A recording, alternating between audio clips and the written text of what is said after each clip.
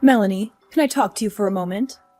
It's about that man, Trevor, that you brought over the other day. Are you seriously thinking of marrying that man? Huh? Where did this come from? Yes, I do. I already talked to you about this, didn't I?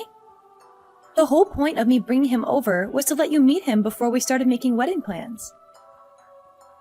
Yes, of course. I understand that. But have you not heard anything since then about how he had a change of heart and didn't want to get married anymore?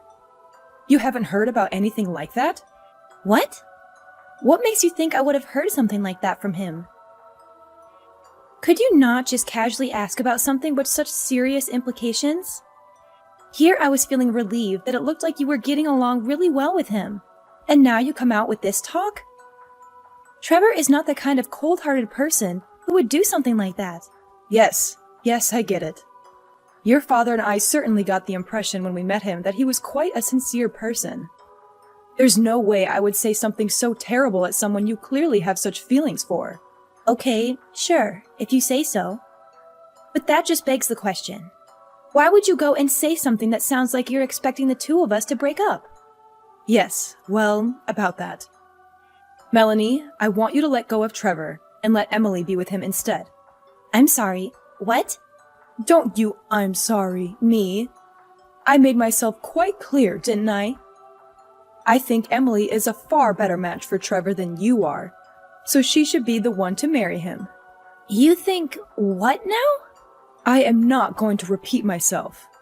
You need to break off your engagement with Trevor immediately. Hold on. You're being serious right now. This isn't some elaborate joke you're trying to pull? I had a talk with our family, and it has been decided that we're going to have Emily marry Trevor instead of you. Starting today, we are considering Trevor to be engaged to Emily. What the heck are you talking about? We believe that your cute little sister is more than fit to marry Trevor, so there shouldn't be any problems. You're her older sister. There's nothing strange about giving her something she wants, is there? Yes? There's lots of things strange when it comes to giving away the man who proposed to me. An engagement isn't something where you can just switch up one of the people involved, like you're subbing out an injured football player. There's no way Trevor is going to be okay with this. What are you talking about? There isn't a man on earth who wouldn't be happy to marry Emily. I mean, look at her. She's the most beautiful woman in the area. Everyone agrees. With someone like her still single and being such a good match for him, it's not your place to speak up against the idea. I have absolutely no idea what you're talking about. I think I have a right to a say about my own engagement. Thankfully, whether or not you understand doesn't matter. No matter how much you struggle to accept it, we have decided as a family that Emily will marry Trevor. I'll be contacting him shortly about our desire to break up the engagement. So please try not to get in the way of their love, okay? You aren't going to be the one seeing him anymore, understand?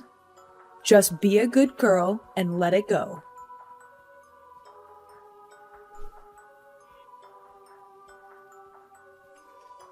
Trevor, are you there? My family hasn't tried to bother you about anything, have they? Oh, Melanie, I was just about to contact you actually. Oh no. So someone's already talked to you, haven't they? Yes, they did. Your mother just sent me an extremely troubling message just a minute ago. It was about her saying that I was to start living together with your younger sister without delay. What? That's what she's trying to get you to do?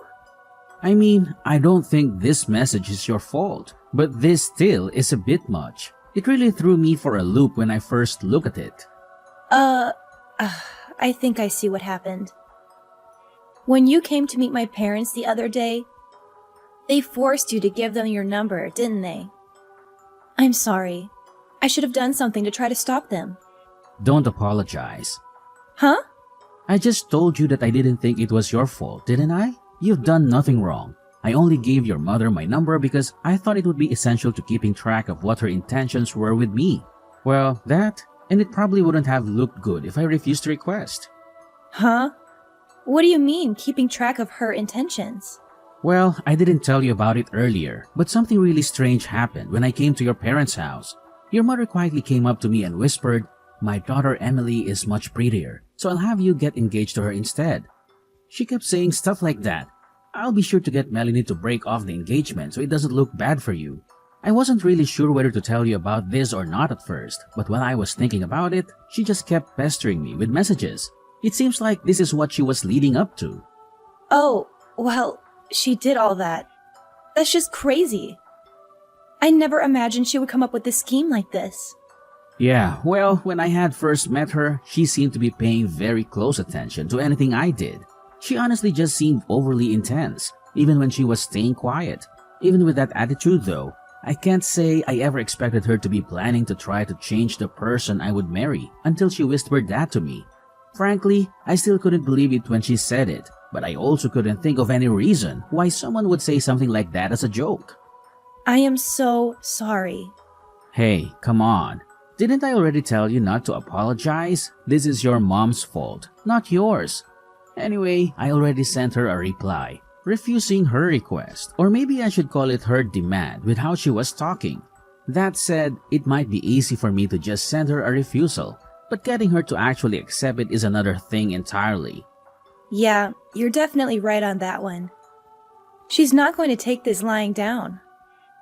She's the kind of mother who wants to grant every little wish of her favorite daughter. Unfortunately, that favorite daughter is my little sister, not me. Wow, are you serious? It sounds like your life growing up must have been tough. Anyway, what should we do about this? First off, I think you should try to avoid contact with her as best as you can. Avoid her? What do you have in mind? Well, I think there's a pretty likely possibility that she will try to find your address. So you might want to stay somewhere else for a while. My place won't work since she knows where I live already. Do you have a friend or a relative you can stay with for a while? I can ask my cousin for help. He doesn't live too far away. He might be able to let me stay with him for a while. Oh, yeah. He's the one who's living alone the next town over, right? Isn't he a college student? Right on both counts. Now that I think about it, it's actually a pretty great plan. Since I'm a freelancer, I don't have any sort of office to report into that your mom can try to barge in on. And since my cousin is in another town, it should be easy for me to lay low there without any chance of just running into her randomly on the street. Yeah, that is a good idea. Okay, I'll contact him right away. Now that I think about it, my current apartment is going to be undergoing renovation soon. They offered me a deal to vacate my place, so I might just be able to move pretty soon anyway. It's an option at least. I'm really sorry that my stupid mother is making you go to all this trouble. No, don't worry about it. I'll give you a call once things have quieted down, okay? Take care. Thanks. Hopefully things settle down quickly. You be careful too.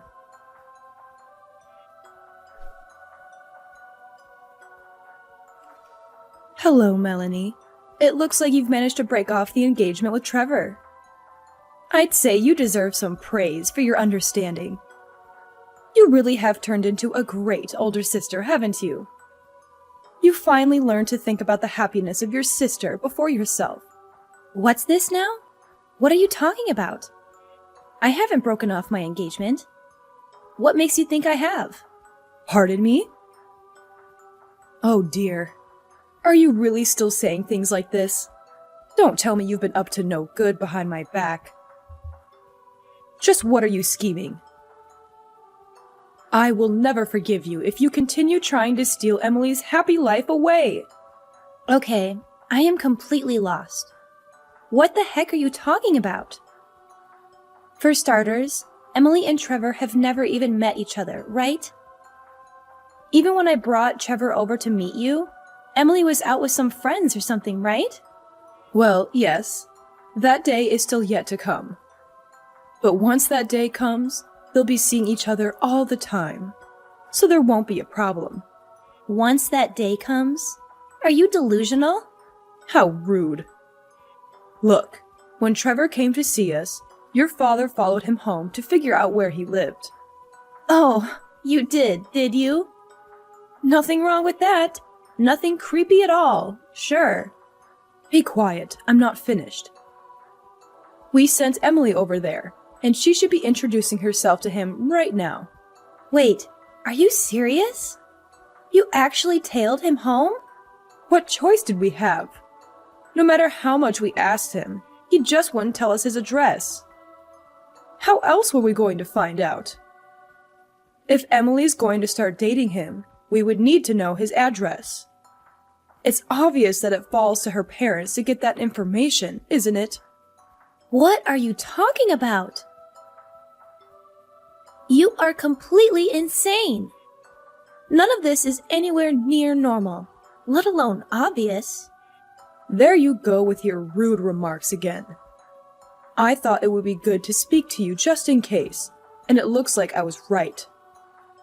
Before you go trying to say anything, you should know that Trevor and Emily have already started dating. We even started having the two of them live together just 3 days ago. Having them live together? They have been hitting it off quite well. It looks like they've already started forging a deep bond. So you should just step aside and let it happen already. Ah, I see. Is that so? Well, yes, of course. You may not want to admit it to me, but I know you know how much better Emily is for him. Sure. Whatever. Okay, fine. So you won't need that monthly $2,000, right? Got it. Excuse me? What? $2,000 are you talking about? I'm not aware of anyone making monthly payments. Oh, don't tell me you've actually forgotten. Don't you remember? 7 years ago, Dad's old company went bankrupt. Sure, he got a new job pretty quickly. But if you remember, his salary was a pittance compared to his old job.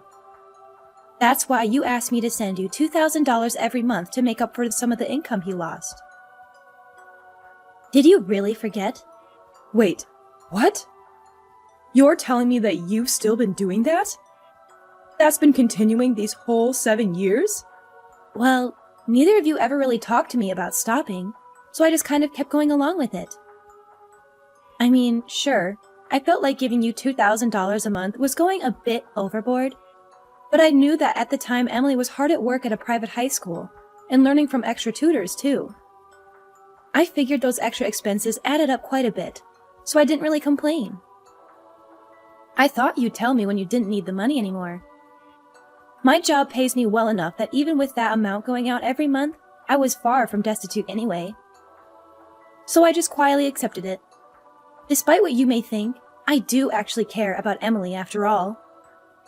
Though, frankly, the number one reason I kept sending you the money was that I knew she would leave the house eventually. Once she was supporting herself, especially once she got married, I knew she could handle herself just fine. I just wanted to support her until then. Since she's leaving now, I figure that Dad's current income is enough to support just the two of you, isn't it? With Emily gone, there's not really any reason for me to keep sending you money anymore, is there? Wait, hold on a moment. If that's how it's going to be, then just wait. I'll bring Emily back here right away. Oh, what's that now? Look, it's fine if you don't want to break off the engagement with Trevor. I won't stop you, okay? So please don't stop sending us the money. Please, just keep sending it like you have up until now. Excuse me? I'm telling you, I'll contact Emily right away. So please, keep sending us the money.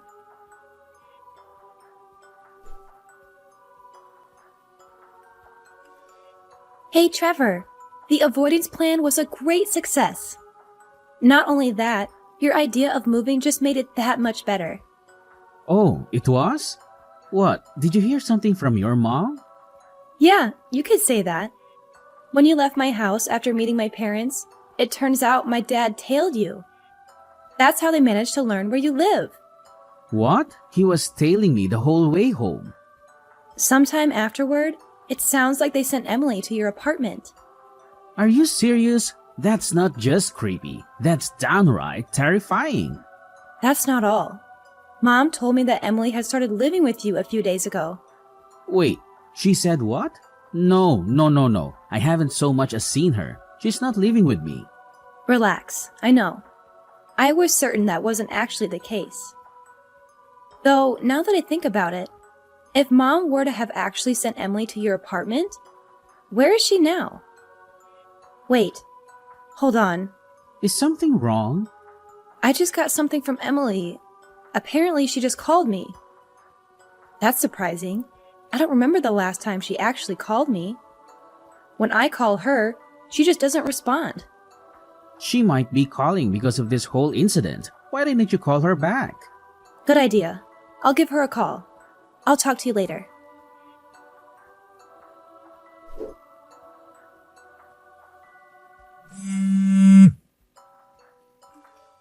Melanie, pick up the phone. Do you have any idea where Emily is? Huh? Not just her. I went to Trevor's apartment, and he wasn't there either. I was so sure that they had already started living together. But when I got there, I didn't find anyone. They couldn't have possibly ran away and eloped, could they? Well, you're half right, I suppose. What? Half? Well, I can say that her partner isn't Trevor, at least. What are you saying? What do you mean it isn't Trevor? I heard it all from Emily directly. Mom, you knew that Emily already had a boyfriend, didn't you? Well, Her boyfriend works in civil engineering, so he didn't exactly have a high salary, right? According to Emily, you seem to hate that about him. That's why you did everything you possibly could to get in the way of their relationship, and were scheming to split the two of them apart. Am I wrong? Well, what else could I do? If she married a man with such a pitiful salary, she'd be headed straight for a horrendous life of destitution. And that's why you tried to force her to marry Trevor, right?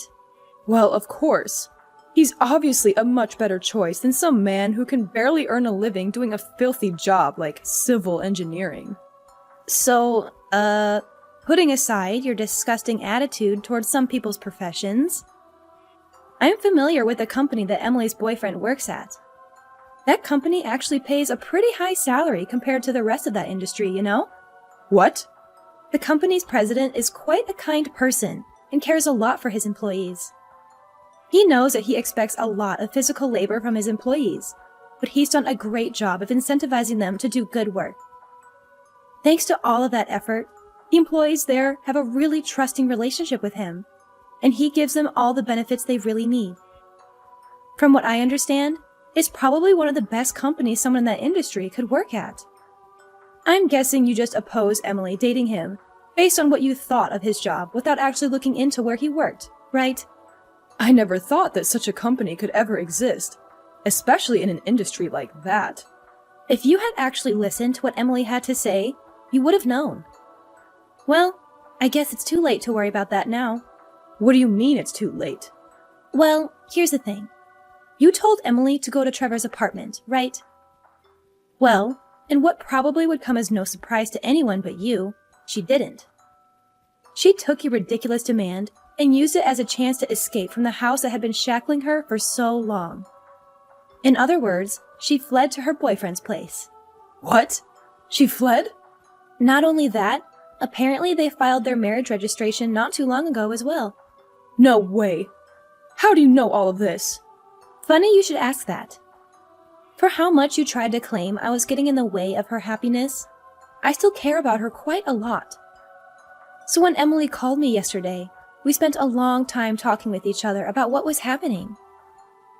Sure, I've always been a bit jealous of how you and Dad always doted on her more than me, but she had her own struggles to deal with too.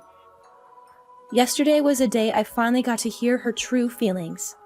Hey, Melanie, about that $2,000 you've been sending. What? You think now is a good time to bring that up? Look, your father hasn't received a raise in I don't know how long. And, well, our monthly expenses are a bit... If there's only the two of you living there, you should have no trouble living on Dad's current income. Actually, speaking of income, Mom, why don't you start working as well? What? Me? Work? What are you so surprised about? Yes, I'm saying you should earn some money yourself. This is exactly the time where a husband and wife should be supporting each other, isn't it? Oh, wait. Hold on. That's not... Emily and I have both managed to find amazing spouses. So please just step aside and don't try to get in the way of our happy lives, okay?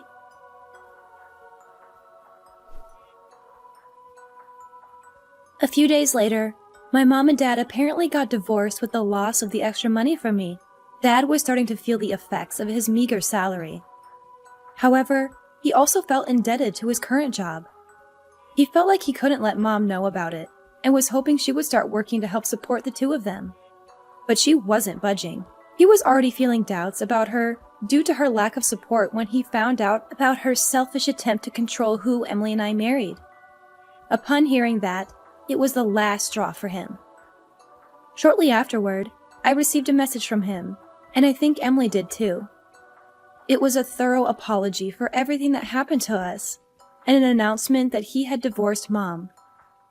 And so our family was effectively broken up for good. Though it's not like we don't talk to each other. Emily, Dad, and I have a group chat that we use to tell each other about recent events in our respective lives. As for Mom, though, she no longer had a place to call home anymore. She had a number of relatives, but she hadn't spoken with any of them for a very long time, so she didn't have anyone she could depend on. It sounds like she's finally starting to understand how difficult it is to live on her own. Now it seems she's lamenting over having to work a job with very low pay and is living a life full of sorrow and tears.